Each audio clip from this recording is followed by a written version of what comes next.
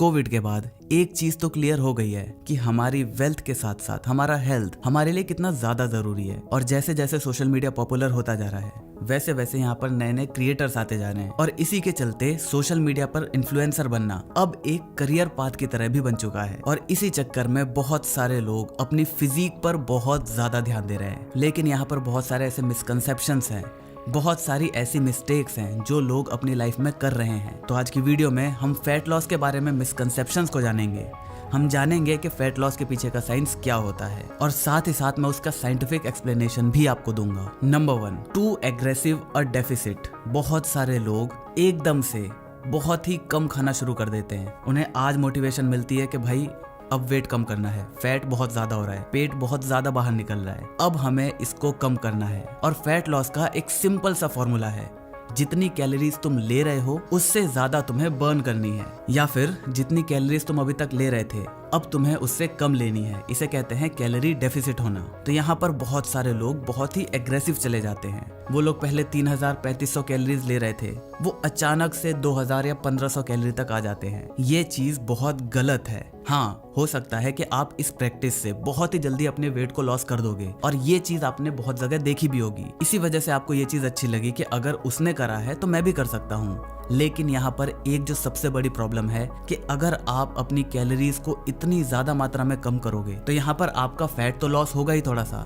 लेकिन उसके साथ साथ आपके मसल्स लॉस भी काफी ज्यादा होंगे। Number 2, shifting to zero fat diet. अगर हम अपने न्यूट्रिशन की बात करें तो उसमें जो मैक्रो और माइक्रो न्यूट्रिएंट्स अलग अलग होते हैं। मैक्रो न्यूट्रिएंट्स में आपका आता है कार्ब्स, फैट्स और प्रोटीन्स। तो यहाँ पर बहुत सारे लोग अपने फैट को बिल्कुल जीरो कर देते हैं, जबकि ऐसा नहीं करना चाहिए। अगर आप फैट को बिल्कुल खत्म कर दोगे तो हमारी बॉडी इतनी ज्यादा इंटेलिजेंट है कि उसको ऐसा लगेगा कि हमारी बॉडी के अंदर फैट तो आ नहीं रहा, तो अब जो भी फैट हमारी बॉडी के अंदर मौजूद है वो हमें स्टोर करके रखना चाहिए, क्योंकि हम एक्स्ट्रा फैट कोई भी नहीं दे रहे। तो इसी वजह से वो एनर्जी को कन्वर्ट करने के लिए फैट सेल्स को तो तोड़ेगी थोड़ा सा, लेकिन वो ज्यादातर आपके मसल टिश्यूज को तोड़ेगी। तो इसी वजह से ना तो आपको कैलोरी डेफिसिट बहुत ज्यादा रखना है अपने आप को, और ना ही फैट को बिल्कुल जीरो तक लेके जाना है। आपको अनसैचुरेटेड फैट्स खाने हैं, जैसे नट्स हो गए, कोकोनट वगैरह हो गया। स्पेशली इंडिया का जैसा माहौल है, यहाँ पर खाने की कैलोरीज को ट्रैक कर पाना ऑलमोस्ट नामुमकिन जैसा है। यहाँ पर खाने के साथ आपको अचार भी दिया जाता है, खाने के साथ आप दही भी खा सकते हो, कभी कभी कोई सा भी अलग अलग कॉम्बिनेशन बनाए जा सकते हैं। तो इसी वजह से जो लोग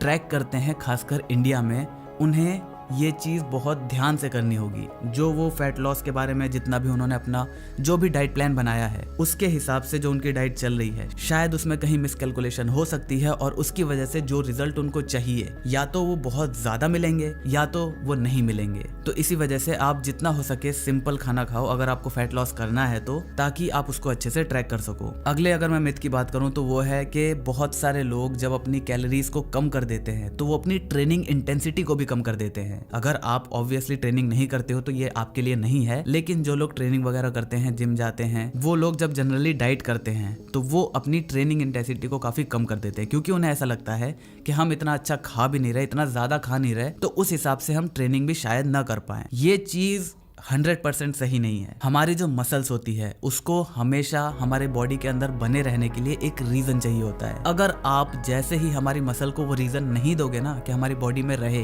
वो सबसे पहले फैट के साथ साथ आपके मसल टिश्यूज को भी तोड़ना शुरू कर देगी। आप कैलोरीज वैसे भी कम ले रहे हो, तो यहाँ पर जितनी इंटेंसिटी आपकी पहले थी, डाइट के बाद भी आपको उतनी ही इंटेंसिटी रखनी है ताकि आपका मसल वहां पर बरकरार रहे और फैट्स जो है वो टूटने लगे एनर्जी बनाने के लिए। नेक्स्ट पॉइंट है एलिमिनेटिंग कार्ब्स। बहुत सारे लोग फैट्स के साथ साथ बिल्कुल जीरो कार्ब डाइट पर भी चले जाते हैं। ये चीज भी गलत है। कार्ब्स हमारी बॉडी का प्राइमरी सोर्स ऑफ फ्यूल होता है, इसके बिना एनर्जी आपकी बॉडी में रहेगी ही नहीं, आप ट्रेनिंग कर ही नहीं पाओगे। तो इसी वजह से आपकी परफॉर्मेंस जो है वो भी डाउन होने लगेगी। परफॉर्मेंस डाउन होगी तो आपकी इंटेंसिटी उतनी नहीं रह जाएगी, आप चाह कर भी उतना ही वेट नहीं उठा पाओगे, उतना ही रेपिटेशन नहीं लगा पाओगे। तो इसी वजह से आपका जितना फैट लॉस होना था उससे थोड़ा सा कम होगा और साथ ही साथ मसल लॉस होना भी शुरू हो जाएगा। तो ये थे कुछ कॉमन से मिसकंसेप्शंस जो फैट लॉस के दौरान बहुत सारे लोगों के दिमाग में होते हैं। मुझे उम्मीद है आपको ये सारी बातें समझ में आ गई होंगी। अगर आपको ये वीडियो पसंद आई, वीडियो को लाइक कर देना, चैनल पर नए चैनल को सब्सक्राइब कर देना। तबीयत थोड़ी सी डाउन है, इसी वजह से आपको ऐसी आवाज सुनने को मिल रही है, लेकिन जल्दी ही हम रिकवर करके आपके लिए और अच्छी अच्छी वीडियोस लेकर आएंगे। मैं मिलता हूँ आपसे अगली वीडियो में, तब तक जय हिंद, वंदे मातरम।